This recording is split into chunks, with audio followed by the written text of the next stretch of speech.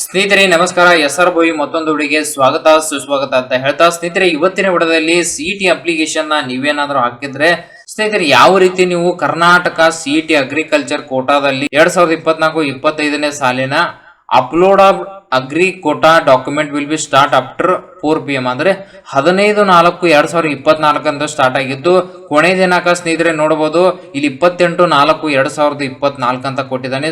So ಬೇಗನೆ ನೀವು upload ಮಾಡಬೇಕಾಗುತ್ತೆ. ಇನ್ನು 2 ದಿನ ಇರೋದೇ ಮಾತ್ರ ನಿಮಗೆ 28/4/2024 ರಾತ್ರಿ 11:59ಕ್ಕೆ ಕ್ಲೋಸ್ ಆಗಲಿದೆ. ಸೊ ಇನ್ಸ್ಟ್ರಕ್ಷನ್ ಕೂಡ ಕಂಪಲ್ಸರಿ ಆಗಿ ಇಲ್ಲಿ ಕೊಟ್ಟಿದ್ದಾರೆ ನೋಡಬಹುದು. ಕ್ಯಾಂಡಿಡೇಟ್ ರೀಡ್ ಇನ್ಸ್ಟ್ರಕ್ಷನ್ ಕೇರ್ಫುಲಿ ಅಂತ ಕೊಟ್ಟಿದ್ದಾರೆ. ಸೊ ಏನೇನು ಮಾಹಿತಿ 11 ಮಾಹಿತಿಗಳನ್ನ ನಿಮಗೆ ಕಂಪಲ್ಸರಿ ಆಗಿ ಓದ್ಕೊಳ್ಬೇಕಾಗುತ್ತೆ. ಸೊ ಈ ಇನ್ಸ್ಟ್ರಕ್ಷನ್ ನೀವು ಓದ್ಕೊಳ್ಳಿಲ್ಲ ಅಂದ್ರೆ ನೀವು ಅಪ್ಲಿಕೇಶನ್ ಹಾಕುವಾಗ ಏನ್ ಮಾಡ್ತೀರಾ, ತಪ್ಪು ಮಾಹಿತಿನ ನೀವು ಫಿಲ್ ಮಾಡ್ತೀರಾ. ಸ್ನೇಹಿತರೆ ಕ್ಯಾಂಡಿಡೇಟ್ ಕ್ಲಿಕ್ ಹೇರ್ ಇನ್ಸ್ಟ್ರಕ್ಷನ್ ಅಂತ ಕೊಟ್ಟಿದ್ದಾರೆ. ಸೊ ಇನ್ಸ್ಟ್ರಕ್ಷನ್ ಹೇಳೋಕ್ಕಿಂತ ಮುಂಚೆ ನೀವು ನಮ್ಮ SR ಭೋಯಿ ಯೂಟ್ಯೂಬ್ ಚಾನಲ್ಗೆ ಹೊಸಬರಾಗಿದ್ರೆ ಸಬ್ಸ್ಕ್ರೈಬ್ ಮಾಡ್ಕೊಳ್ಳಿ. ಪಕ್ಕದಲ್ಲಿರುವ ಬೆಲ್ ಐಕನ್ ಪ್ರೆಸ್ ಮಾಡೋದ್ರಿಂದ ನಾವು ಪ್ರತಿ ಒಂದು ವಿಡಿಯೋ ಆಗುತ್ತೆ ನಿಮ್ಮ ಯೂಟ್ಯೂಬ್ ನೋಟಿಫಿಕೇಶನ್ ಅಲ್ಲಿ ಬರುತ್ತೆ ಅಂತ ಹೇಳ್ತಾ ಸ್ನೇಹಿತರೆ ವಿಡಿಯೋನ ಸ್ಟಾರ್ಟ್ ಮಾಡೋಣ ಬನ್ನಿ. ಸ್ನೇಹಿತರೆ ಅಗ್ರಿಕಲ್ಚರ್ ಕೋಟಾದಲ್ಲಿ ಡಾಕ್ಯುಮೆಂಟ್ ನ ಅಪ್ಲೋಡ್ ಮಾಡಬೇಕಾಗುತ್ತೆ. ಸೊ ಯಾವ ರೀತಿ ಮಾಡ್ಬೇಕಂತ ಇಲ್ಲಿ ಕಂಪಲ್ಸರಿ ಆಗಿ ನಿಮಗೆ ಒಂದು ಇನ್ಸ್ಟ್ರಕ್ಷನ್ ಕೊಟ್ಟಿದ್ದಾರೆ. ಸೊ ಜಸ್ಟ್ ಅದರ ಮೇಲೆ ಕ್ಲಿಕ್ ಮಾಡ್ಕೊಂಡಾಗ ಕ್ಯಾಂಡಿಡೇಟ್ ರೀಡ್ ಇನ್ಸ್ಟ್ರಕ್ಷನ್ ಕೇರ್ಫುಲಿ ಅಂತ ಕೊಟ್ಟಿದ್ದಾರೆ. ಸೊ ಇಲ್ಲಿ 11 ಮಾಹಿತಿಗಳನ್ನ ಕೊಟ್ಟಿದ್ದಾರೆ. ಸೊ ಏನೇನು ಮಾಹಿತಿ ಇದೆ, ಸೊ ಒಂದನೇದಾಗಿ keep scan original document in PDF format ಅಲ್ಲಿ ಕೊಟ್ಟಿದ್ದಾರೆ. ಸೊ ನಿಮ್ಮ PDF ಫಾರ್ಮ್ಯಾಟ್ ಅಲ್ಲಿ ಡಾಕ್ಯುಮೆಂಟ್ ಗಳು ಇರಬೇಕು 40 KB ಇಂದ 400 KB ಒಳಗಡೆ ಇರಬೇಕು. ನಂತರ CT ನಂಬರ್ ನ ನೀವು ನೋಟ್ ಡೌನ್ ಮಾಡಿ ಇಟ್ಕೊಳ್ಬೇಕಾಗುತ್ತೆ. ಅದನ್ನ ಲಾಗಿನ್ ಮಾಡುವಾಗ ನಿಮಗೆ ಬೇಕಾಗುತ್ತೆ. ನಂತರ ನಿಮಗೆ OTP ಕೂಡ ಏನಾಗುತ್ತೆ, candidate will be received OTP message ಕೂಡ ಬರುತ್ತೆ. ನಂತರ ಸ್ನೇಹಿತರೆ upload document yes or no ಅಂತ ಇಲ್ಲಿ ಆಪ್ಷನ್ ಇರುತ್ತೆ. ಸೊ ನಿಮ್ಮ ಹತ್ರ ಡಾಕ್ಯುಮೆಂಟ್ಸ್ ಯಾವ್ದಿದೆ ಅದನ್ನ ಎಸ್ ಅಂತ ಕೊಟ್ರೆ ಅಲ್ಲಿ ಅಪ್ಲೋಡ್ ಮಾಡಬೇಕಾಗುತ್ತೆ, ನೋ ಅಂತ ಕೊಟ್ರೆ ಸೊ ಅಪ್ಲೋಡ್ ಮಾಡುವ ಅವಶ್ಯಕತೆ ಇರಲ್ಲ. ನಂತರ ಸ್ನೇಹಿತರೆ ಇಲ್ಲಿ ಕೊಟ್ಟಿದ್ದಾರೆ candidate please note that uploading all related document applicable to you mandatory. ಅಲ್ಲಿ ಏನು ಕೊಟ್ಟಿದ್ದಾರೆ ಅಂದ್ರೆ ನಿಮಗೆ ಯಾವುದಲ್ಲಿ ಅಪ್ಲಿಕೇಬಲ್ ಆಗುತ್ತೆ ಆ ಡಾಕ್ಯುಮೆಂಟ್ ಗಳನ್ನ ನೀವು ರೆಡಿ ಮಾಡಿ ಇಟ್ಕೊಳ್ಳಿ ಅಂತ ಇಲ್ಲಿ ಕೊಟ್ಟಿದ್ದಾರೆ. ನಂತರ ಸ್ನೇಹಿತರೆ upload the CT admission ticket is also mandatory ಅಂದ್ರೆ ಅಲ್ಲಿ CT ಅಡ್ಮಿಷನ್ ಟಿಕೆಟ್ ಏನಿರುತ್ತೆ ನಿಮ್ಮ ಅಡ್ಮಿಟ್ ಕಾರ್ಡ್ ನ ಕಂಪಲ್ಸರಿ ಆಗಿ ಇಲ್ಲಿ ಅಪ್ಲೋಡ್ ಮಾಡಬೇಕಾಗುತ್ತೆ. ನಂತರ ನೀವು ಅಪ್ಲೋಡ್ ಮಾಡಿದ ನಂತರ ಫೈನಲ್ ಸಬ್ಮಿಷನ್ ಅಂತ ಬರುತ್ತೆ. ಇಲ್ಲಿ ಇನ್ನೊಂದು ಏನು ಕೊಟ್ಟಿದ್ದಾರೆ, you will be have no choice modify and resubmit ಅಂತ ಕೊಟ್ಟಿದ್ದಾರೆ. ಸೊ ಒಂದು ವೇಳೆ ನೀವು ಫೈನಲ್ ಸಬ್ಮಿಷನ್ ಕೊಟ್ರೆ ಏನಾಗುತ್ತೆ, ಸೊ ಅದನ್ನ ಮಾಡಿಫೈ ಮಾಡಲಿಕ್ಕೆ ಅಲ್ಲಿ ಆಪ್ಷನ್ ಕೊಟ್ಟಿಲ್ಲ. ಸ್ನೇಹಿತರೆ ಇಲ್ಲಿ ನಿಮಗೆ ಕ್ಯಾಂಡಿಡೇಟ್ ಪೇಮೆಂಟ್ ಕೂಡ ಕೊಟ್ಟಿದ್ದಾರೆ. ಸೊ ಯಾವ ರೀತಿ ಪೇಮೆಂಟ್ ಇರುತ್ತೆ ಅಂದ್ರೆ ಇಲ್ಲಿ 1000 ರೂಪಾಯಿ ಪೇಮೆಂಟ್ ಇರುತ್ತೆ. ಯಾರಿಗಿರುತ್ತೆ, ಇಲ್ಲಿ SC ST ಮತ್ತು ಕ್ಯಾಟಗರಿ ಅವರನ್ನ ಬಿಟ್ಟರೆ ಉಳಿದವರಿಗೆ 1000 ರೂಪಾಯಿ ನೀವು ಆನ್ಲೈನ್ ಮೂಲಕ ಪೇಮೆಂಟ್ ಮಾಡಬೇಕು. ನಂತರ SC ST ಕ್ಯಾಟಗರಿ 1 ಆಗಿದ್ರೆ 500 ರೂಪಾಯಿ ಪ್ಲಸ್ ಆನ್ಲೈನ್ ಬ್ಯಾಂಕ್ ಚಾರ್ಜಸ್ ಕೂಡ ಇರುತ್ತೆ, ಅದನ್ನ ಪೇ ಮಾಡಬೇಕಾಗುತ್ತೆ. ನಂತರ ಇಲ್ಲಿ document of candidate will B not appear for online verification if fees not paid. ಒಂದು ವೇಳೆ ನೀವು ಫೀಸ್ ಪೇಮೆಂಟ್ ಮಾಡಲಿಲ್ಲ ಅಂದ್ರೆ ನಿಮ್ಮ ಡಾಕ್ಯುಮೆಂಟ್ ವೆರಿಫಿಕೇಶನ್ ಆಗಲ್ಲ ಅಂತ ಕಂಪಲ್ಸರಿ ಆಗಿ ಸೊ ಕೇರ್ಫುಲ್ ಆಗಿ ಇಲ್ಲಿ ಕೊಟ್ಟಿದ್ದಾರೆ. ನಂತರ ಸ್ನೇಹಿತರೆ candidate who has failed in PUC need not upload the documents. ಒಂದು ವೇಳೆ PUC ಯಾರು ಫೇಲ್ ಆಗಿರ್ತಾರ ಅಂತವರು ಯಾವುದೇ ರೀತಿಯಲ್ಲಿ ಡಾಕ್ಯುಮೆಂಟ್ ಗಳನ್ನ ಅಪ್ಲೋಡ್ ಮಾಡಬೇಡಿ ಅಂತ ಕೊಟ್ಟಿದ್ದಾರೆ. ಸೊ ಕೊನೆಯದಾಗಿ ಇಲ್ಲಿ ನೀವು candidate had receive the RD number such as candidate has enter the reference number ಆಗಿರ್ಬೋದು, ಅಕ್ನಾಲೇಜ್ಮೆಂಟ್ ನಂಬರ್ ಆಗಿರ್ಬೋದು, any number in certificate.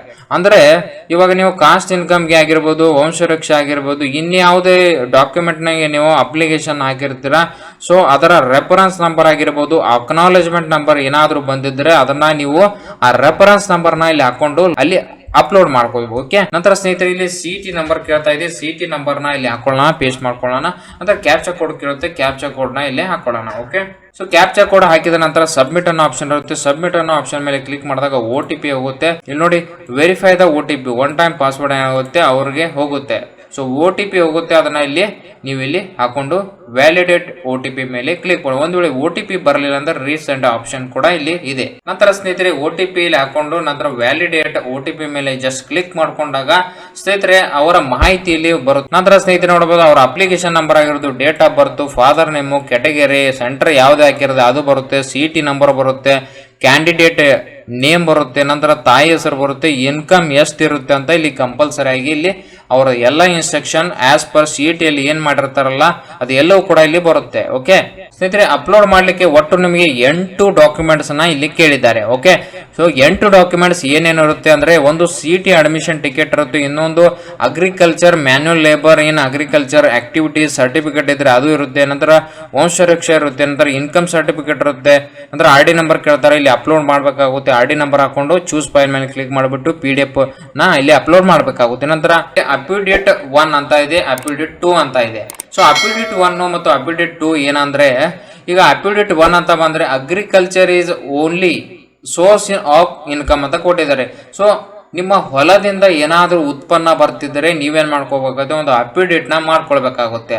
So ನಂತರ ಫಸ್ಟ್ ಪಾರ್ಟಿಯಲ್ಲಿ ಅಂದ್ರೆ ಬಾಂಡ್ ತೆಗೆದುಕೊಳ್ತೀರ, ₹100 ಬಾಂಡ್ ತೆಗೆದುಕೊಂಡ್ರೆ ಅಲ್ಲಿ ಫಸ್ಟ್ ಪಾರ್ಟಿ ಕ್ಯಾಂಡಿಡೇಟ್ ನೇಮ್ ಹಾಕೊಳ್ಬೇಕಾಗುತ್ತೆ. ನಂತರ ಸೆಕೆಂಡ್ ಪಾರ್ಟಿಯಲ್ಲಿ ರೆಸ್ಪೆಕ್ಟಿವ್ ಯೂನಿವರ್ಸಿಟಿ ನೇಮ್ ಹಾಕೊಳ್ಬೇಕಾಗುತ್ತೆ. ನಂತರ ಇಲ್ಲಿ salary certificate ನ ಅಪ್ಲೋಡ್ ಮಾಡಬೇಕಾಗುತ್ತೆ. ನಿಮ್ಮ ಮನೆಯಲ್ಲಿ ಯಾರು ಉದ್ಯೋಗ ಮಾಡ್ತಿದ್ದಾರೆ ಅಂತವರ ಅಂದ್ರೆ ನಿಮ್ಮ ಪೋಷಕರ ಸ್ಯಾಲರಿ ಸರ್ಟಿಫಿಕೇಟ್ ನ ಅಪ್ಲೋಡ್ ಮಾಡಬೇಕು. ನಂತರ ಇನ್ಕಮ್ ಡೀಟೇಲ್ಸ್ ಫ್ರಮ್ ಬಿಸ್ನೆಸ್ ಏನಾದ್ರು ಮಾಡ್ತಿದ್ರೆ ಆ ಸರ್ಟಿಫಿಕೇಟ್ ಕೂಡ ಇಲ್ಲಿ ಅಪ್ಲೋಡ್ ಮಾಡಬೇಕಾಗುತ್ತೆ. ನಂತರ ಕೊನೆಯದಾಗಿ ಅಫಿಡೇಟ್ 2 ಅಂದ್ರೆ ನಿಮ್ಮ ಇನ್ಕಮ್ ಸೋರ್ಸ್ ಏನಾಗಿರ್ಬೇಕು, ಅಗ್ರಿಕಲ್ಚರ್ ನಿಂದ ಬಂದಿರಬೇಕು, ಸ್ಯಾಲರಿ ಆಗಿರ್ಬೇಕು ಮತ್ತು ಬಿಸ್ನೆಸ್, ಈ 2 ಸೋರ್ಸ್ ನಿಂದ ಏನಾದ್ರು ಬರ್ತಿದ್ರೆ ಅದನ್ನ ಕೂಡ ಅಫಿಡೇಟ್ 2 ಅಂತ ಕೊಟ್ಟಿದ್ದಾರೆ. ಅದನ್ನ ಇಲ್ಲಿ ಫಸ್ಟ್ ಪಾರ್ಟಿ ಏನಾಗಿರ್ಬೇಕು ಕ್ಯಾಂಡಿಡೇಟ್ ನೇಮು, ಸೆಕೆಂಡ್ ಪಾರ್ಟಿ ಏನಾಗಿರ್ಬೇಕು ರೆಸ್ಪೆಕ್ಟಿವ್ ಯೂನಿವರ್ಸಿಟಿ ಹೆಸರನ್ನ ಹಾಕೊಂಡು ಕೊನೆಯದಾಗಿ ಇಲ್ಲಿ ಸಬ್ಮಿಟ್ ಅನ್ನೋ ಆಪ್ಷನ್ ಇರುತ್ತೆ, ಅದನ್ನ ನೀವು ಅಪ್ಲೋಡ್ ಮಾಡಬೇಕಾಗುತ್ತೆ. ಓಕೆ, ಯಾವ ರೀತಿ ಇರುತ್ತೆ ಇಲ್ಲಿ ತೋರಿಸ್ಕೊಡ್ತೀನಿ, ನೀವು ಸ್ಯಾಂಪಲ್ ಇದೆ. ಸೊ ಇದು ಅಫಿಡೇಟ್ 1 ಅಂತ ಇರುತ್ತೆ. ಸ್ಟ್ಯಾಂಪ್ ಪೇಪರ್ ಎಷ್ಟಾಗಿರ್ಬೇಕು, ₹100 ಸ್ಟ್ಯಾಂಪ್ ಪೇಪರ್ ತಗೊಂಡು ಆಸ್ ಪರ್ ಇಲ್ಲಿ ಏನ್ ಕೊಟ್ಟಿದಾರಲ್ಲ ಈ ಮಾಹಿತಿನ ಫುಲ್ಫಿಲ್ ಮಾಡಿ. ಸೊ ಕೊನೆಯದಾಗಿ ನಿಮ್ಮ ಇನ್ಕಮ್ ಸೋರ್ಸ್ ಎಷ್ಟಿದೆ ಇಲ್ಲಿ ಹಾಕೊಂಡು ಸೊ ನೀವು ನೋಟ್ರಿ ಮಾಡ್ಕೊಳ್ಬೇಕಾಗುತ್ತೆ, ಇದನ್ನ ನೀವು ಅಪ್ಲೋಡ್ ಮಾಡಬೇಕಾಗುತ್ತೆ. ಸೊ ಅಫಿಡೇಟ್ 2 ಯಾವ ರೀತಿ ಇರುತ್ತೆ ಇಲ್ಲಿ ಕೊಟ್ಟಿದ್ದಾರೆ ನೋಡಿ. Actual calculate agriculture labour income ಎಷ್ಟಿದೆ, ನಂತರ ಬಿಸ್ನೆಸ್ ಎಷ್ಟಿದೆ, ನಂತರ ಗ್ರಾಸ್ ಸ್ಯಾಲರಿ ಎಷ್ಟಿದೆ, ಅದರ್ ಸೋರ್ಸ್ ಅಂತ ಕೊಟ್ಟಿದ್ದಾರೆ. ಸೊ ಟೋಟಲ್ ಆಗಿ ಇಲ್ಲಿ ಎಷ್ಟು ಇನ್ಕಮ್ ಬರ್ತಾ ಇದೆ ಅದನ್ನ ಇಲ್ಲಿ ನೀವು ಅಫಿಡೇಟ್ ಮಾಡ್ಕೊಳ್ಬೇಕಾಗುತ್ತೆ. ಅಫಿಡೇಟ್ 2 ಅಂತ ಇದೆ. ಓಕೆ, ಸೊ ಇಲ್ಲಿ ಕೊಟ್ಟಿದಾರಲ್ಲ, ಸೊ ಇಲ್ಲಿ ಕೊಟ್ಟಿದ್ದಾರೆ ಅಫಿಡೇಟ್ 1 ಮತ್ತು ಅಫಿಡೇಟ್ ಇಷ್ಟೇ ಡಿಫರೆನ್ಸ್ ಇರುತ್ತೆ. ನಂತರ ಸಬ್ಮಿಟ್ ಮೇಲೆ ಕ್ಲಿಕ್ ಮಾಡ್ಕೊಳ್ಳಿ. ಸೊ ನಂತರ ಡಾಕ್ಯುಮೆಂಟ್ ಅಪ್ಲೋಡ್ ಸಕ್ಸಸ್ಫುಲ್ ಅಂತ ಬರುತ್ತೆ. ನಂತರ ಇಲ್ಲಿ ಡಿಕ್ಲರೇಷನ್ ಮೇಲೆ ಕ್ಲಿಕ್ ಮಾಡಿಬಿಟ್ಟು ಸಬ್ಮಿಟ್ ಮೇಲೆ ಕ್ಲಿಕ್ ಮಾಡಿದ್ರೆ ಸೊ ಪೇಮೆಂಟ್ ಮಾಡಲಿಕ್ಕೆ ಆಪ್ಷನ್ ಬರುತ್ತೆ. ಸೊ ಈಗಾಗಲೇ ಹೇಳಿದ್ದೀನಿ ಯಾವ ಕ್ಯಾಂಡಿಡೇಟ್ಗೆ ಎಷ್ಟು ಅಮೌಂಟ್ ಇರುತ್ತೆ ಅಂತ, ಆಸ್ ಪರ್ ಅದ್ರ ಪ್ರಕಾರ ನೀವು ಪೇಮೆಂಟ್ ಮಾಡಿದ್ರೆ ಸೊ ನಿಮ್ಮ ಅಪ್ಲಿಕೇಶನ್ ಏನಾಗುತ್ತೆ ಸಬ್ಮಿಟ್ ಆಗುತ್ತೆ ಅಂತ ಹೇಳ್ಬೋದು. ಸೊ ಈ ರೀತಿ ನೀವು ಕರ್ನಾಟಕ CET ಅಗ್ರಿಕಲ್ಚರ್ ಕೋಟಾದ ಅಡಿಯಲ್ಲಿ ನೀವು ಆನ್ಲೈನ್ ಮೂಲಕ ಡಾಕ್ಯುಮೆಂಟ್ನ ಅಪ್ಲೋಡ್ ಮಾಡಿ ನಂತರ ಪೇಮೆಂಟ್ ಯಾವ ರೀತಿ ಮಾಡ್ಬೇಕಂತ ಅದ್ರ ಬಗ್ಗೆ ಸಂಪೂರ್ಣವಾದ ಮಾಹಿತಿನ ತಿಳಿಸ್ಕೊಟ್ಟಿದ್ದೀನಿ. ಈ ವಿಡಿಯೋ ನಿಮಗೆ ಇಷ್ಟವಾಗಿದ್ದರೆ ಲೈಕ್ ಮಾಡಿ, ಸಬ್ಸ್ಕ್ರೈಬ್ ಮಾಡಿ, ತಪ್ಪದೇ ತಮ್ಮ ಬಂಧು ಮಿತ್ರರಿಗೆ ಶೇರ್ ಮಾಡಿ ಅಂತ ಹೇಳ್ತಾ ಮುಂದಿನ ವಿಡಿಯೋದಲ್ಲಿ ಭೇಟಿ ಆಗ್ತೀನಿ. ಅಲ್ಲಿವರೆಗೆ ಜೈ ಹಿಂದ್, ಜೈ ಕರ್ನಾಟಕ.